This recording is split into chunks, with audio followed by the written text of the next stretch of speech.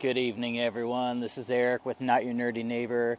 I decided to do YouTube videos a little bit differently. I put episode numbers on them before. I was told my mic and quality of camera recording could improve. I went on the YouTubers Reddit and just asked for some general advice, posted a sample video, and I was actually kind of shocked.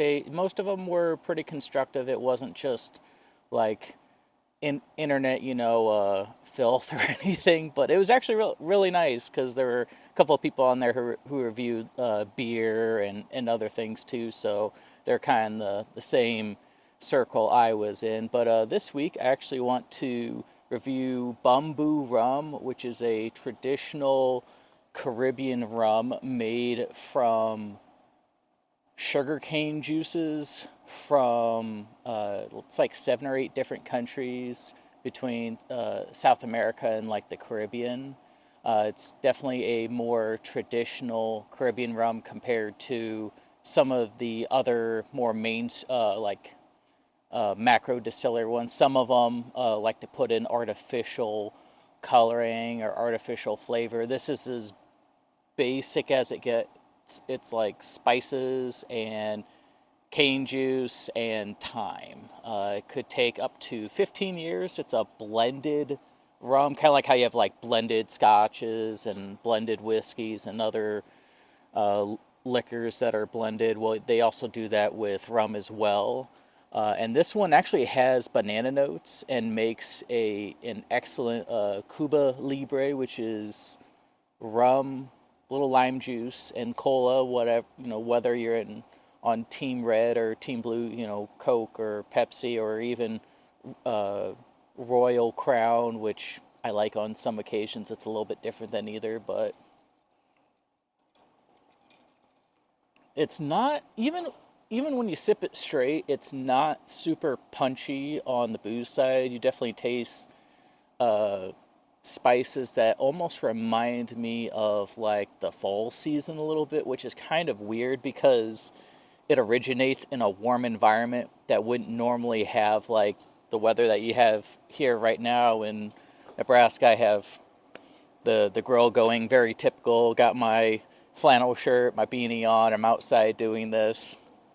Pretty typical, but yeah, very refreshing. Not a ton of what the bite that some people talk about is actually from the alcohol itself, depending on how many times it's distilled, what impurities are in it, that sort of thing. But yeah, definitely worthwhile. Most places I've looked at sell it for around $30 to $35 US. That may vary a little bit. I looked between a regional grocery store and then a more widespread one, and the price was between $32 and $35. So it's definitely a little more than your macro distillery Caribbean rum. Sadly, I don't consider regular Captain Morgan a Caribbean rum. It's a spiced white rum. The first time you take a sip of this versus Captain Morgan, you certainly know that there's a difference. Not that there's anything wrong with Captain Morgan. I love a Captain Coke.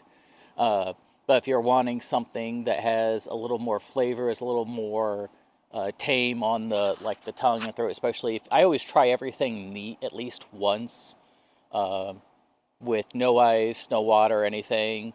And then sometimes what I'll do is I'll put a drop of water or two, maybe 3 or 4, closer to I'd say an eighth of an ounce of water, just to open up other flavors.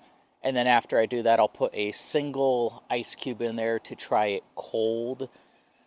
But yeah, that's kind of my take on Bumbu.